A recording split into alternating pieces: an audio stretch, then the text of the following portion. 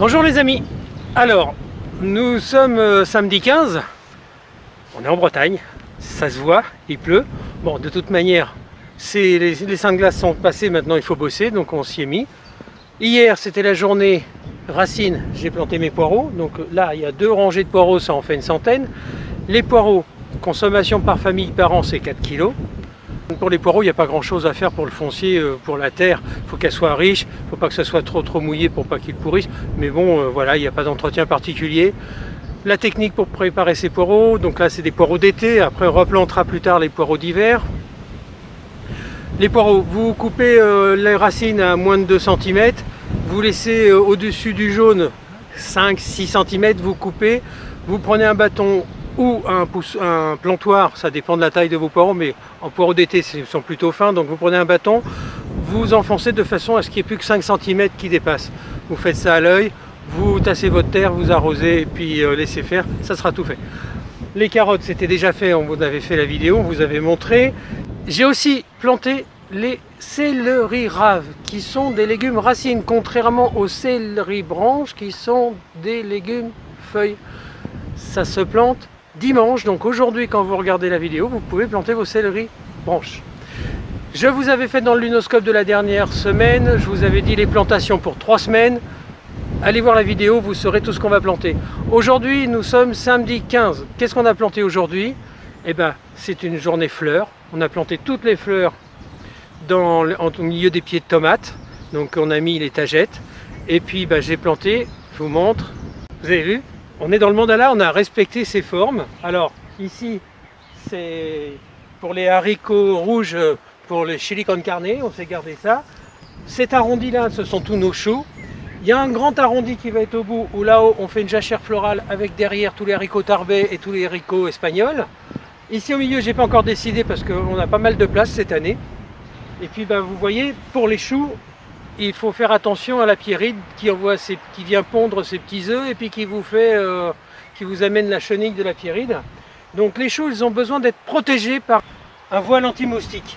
Donc moi je prends mes arceaux, je les enfonce relativement bas parce que le chou ne monte pas très haut. N'oubliez pas de mettre vos pots de menthe. Donc demain je rajouterai aussi 2 pots de menthe. Donc moi je les ai mis en pot. Voilà, donc il n'y a rien d'extraordinaire. Nous pour notre consommation perso, on s'est mis 3 brocolis et 6 choux-fleurs. Ça nous fera largement notre saison. Aujourd'hui dimanche 15, on va planter les choux frisés sur cette partie là. Donc là vous allez voir la vidéo. Donc nous pendant que vous regardez la vidéo, vous saurez où on sera et ce qu'on fera demain matin. Donc demain matin on plante les choux frisés qui sont là.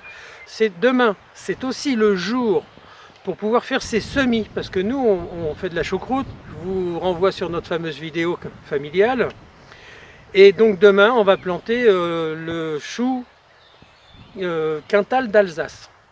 Donc c'est une variété très spéciale que les Alsaciens cultivent énormément pour faire de la choucroute, du chou lacto-fermenté. Donc la recette, elle est déjà sur internet. Et demain, on fait nos semis pour préparer. Et d'ici 1 mois et demi, 2 mois, on va planter. Et puis, on aura nos choux qui seront des choux d'hiver, donc qui arriveront à la fin de la saison. On a un rosier magnifique. Imaginez-vous que l'année dernière, il est arrivé avec nous, il faisait 60 cm. C'est un super 8. Ça a des fleurs rouges qui sentent une odeur mais merveilleuse. Ils sont super. Bon, là, il n'est pas attaché, mais ça va pas tarder parce que j'ai un petit projet pour les 2 premières entrées. Vous voyez les pommes de terre, ça y est. Et regardez, quand vous êtes à ma place et que vous jetez l'œil, vous jetez votre œil, regardez-le si vous voulez, regardez comme c'est beau. Les fraisiers, de l'autre côté il y a encore des fraises. Ici il va y avoir les haricots chili, de l'autre côté il y a tout un bouquet de fleurs. Là il y a les choux, ça part, ça y est, la rotonde au milieu. Notre mandala prend forme, on est super content, super dynamique pour ça parce que c'est vraiment c'est la pêche quoi.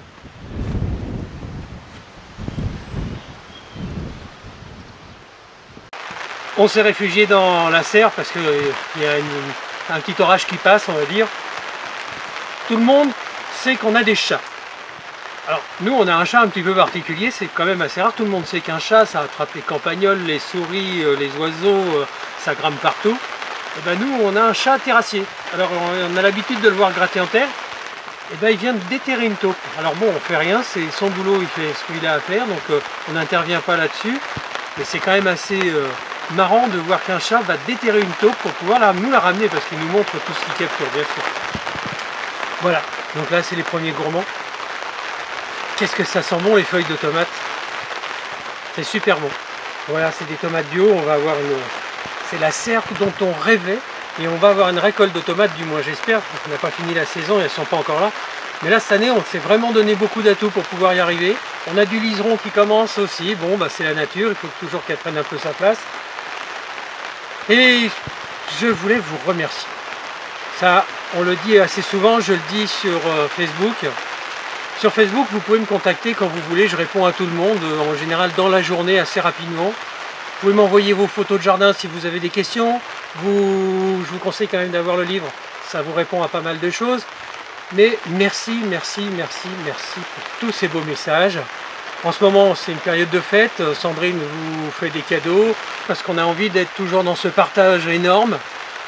Merci encore parce que je reçois des messages. Et là, une petite dédicace très particulière, c'est à Antoine Carrette. Donc il m'a autorisé à parler de lui parce que, bien évidemment, si vous m'écrivez quelque chose à moi, je ne m'en servirai jamais. Mais là, Antoine, il était super. Il nous a envoyé des photos de son potager, il est merveilleux. C'est un gars qui travaille dans la région parisienne. Il est, comment ça s'appelle, les jardiniers de la ville, enfin, employé communal dans tous les cas. Et il m'envoie des photos de ce qu'ils font avec ses collègues, c'est magnifique. C'est un excellent jardinier. On échange sur plein de trucs. Je vais vous montrer quelques photos. Et puis, il a une délicatesse énorme. Ce gars-là, il est toujours en train de m'envoyer des petits messages, des trucs, c'est super sympa. Il y en a d'autres aussi, j'ai pas eu l'occasion de leur demander, mais une petite dédicace spéciale à vous tous bien sûr, et à Antoine. Merci à toi, passe un très bon dimanche, passez aussi tous un très très bon dimanche, et à très vite.